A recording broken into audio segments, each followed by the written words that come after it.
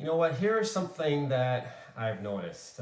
When we talk about hiring, we usually talk about tools, AI, ATS systems.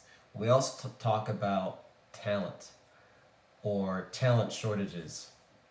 But we don't talk enough about the decisions that we're making and why we make those decisions. And that gap is where most of the frustration lives today. This is the Work Ready Show.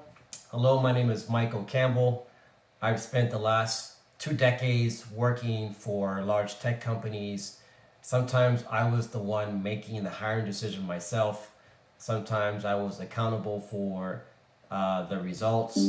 Often I was watching really highly capable people get filtered out for reasons that had little to do with the work itself. We decide who gets opportunity using signals that we don't fully trust. This show exists to slow down and just have an open conversation about what we're seeing and make work visible where decisions get made. Today, I want to start with the problem. As you can see in the title, the problem sits underneath most of our hiring frustration today. Hiring is not broken because people lack skills. It feels broken because the signals we rely on no longer tell us what we think they do. The problem is not talent, it's signal quality. And once you start to see it that way, things start to look a lot more clear. For employers, weak signals show up as slow decisions, uneven performance by talent, and teams that don't quite operate at the level that is expected.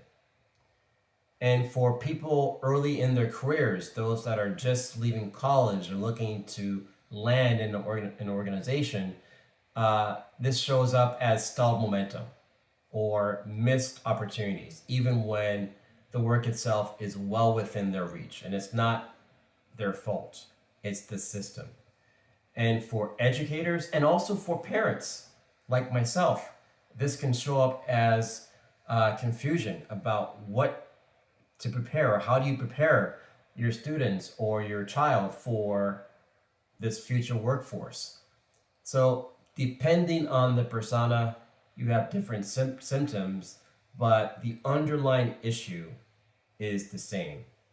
At the center of all of this is a simple mismatch. Most of the signals we use are indirect. They tell us how someone presents themselves, summarizes experience, or navigates a conversation, how they interview. We give them an award if they perform well, like an Oscar. They tell us far less about how someone actually thinks or decides or adapts when things don't go as planned. And we measure what's easy to see, not what's hard to fake. And that gap has always existed. And what's changed now, of course, is the technology. It's how visible it's become, this gap that we're seeing. I truly believe that, AI did not create this problem, it just revealed it. It exposed how bad things are. And when output becomes easy to produce, output stops being useful on its own. Resumes, artifacts, files and presentations and portfolios, all that is now in question because can you truly believe it? What matters now more than ever is judgment, context. These are critical because, again, output is everywhere and judgment is not. Judgment has now become scarce.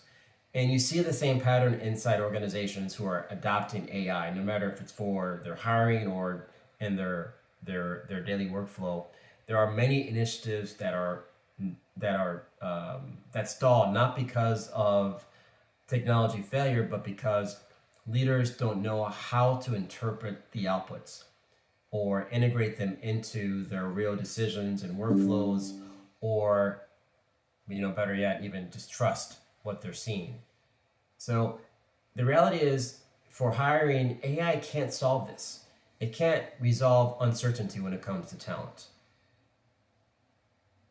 When judgment is weak, technology makes that weakness visible faster. This is personal for me, right? When it comes to the future talent or future of work and talent, that is, I worry about my own kids in terms of their ability to land and be seen for what they can do rather than uh, uh, proxies and things of that nature. And earlier in my own career, I've watched highly capable people stall because the system couldn't see what they could actually do once the script ran out. And later, as a leader, I made my own decisions as a hiring manager based on credentials and polish like other managers, only to discover later on gaps in terms of what I read versus what I actually saw. Not all the time, but there were cases where this did happen. Same system, same flaw. We made decisions really without actually seeing proof of work. And this is something that I can't ignore anymore now that I'm on the outside. Credentials describe what someone has been or what they have learned, not how they perform when environments and the conditions change. Conversations in that interview can show confidence, it can show fluency, but it's not the same as judgment, which we'll talk more about in a future show. And AI makes surface level signals even easier to generate. When answers are easy to interpret, when answers are easy, interpretation rather becomes the real work. So I want to just press the pause button here and say the constraint again, it's not talent. There is a lot of talent out there, and also I believe in potential is another key factor here. The issue again is not talent, it's the quality of the signals that we use. We don't lack capable people, we lack reliable systems and ways to discern that talent. And when hiring and development can work well, the pattern can be very consistent. Leaders will not rely on proxies alone. They will look for evidence of how decisions get made. They will pay attention to how people handle uncertainty, not just how they perform when everything is clear. And in learning environments that generally prepare people, students aren't just completing assignments. They're working through problems that resemble real situations with trade-offs, constraints, assumptions, and they're giving a path to make decisions with accountability so that they can understand what that truly means as it reflects the real world. When work becomes visible, trust follows. It's something that I believe in the old adage that respect is given, trust is earned when it comes to people relationships. The same thing goes with work. Trust is not a belief. Trust is evidence seen early enough to matter. That's what we'll keep unpacking here on this show. Not whether people are capable, but how do we design systems that can actually see capability and work ready talent. Next time on this show, I want to talk about the resume and why I believe that era is starting to end and what should come next when we stop mistaking proxies for proof. This is the Work Ready Show. My name is Michael Campbell, making work visible where decisions get made.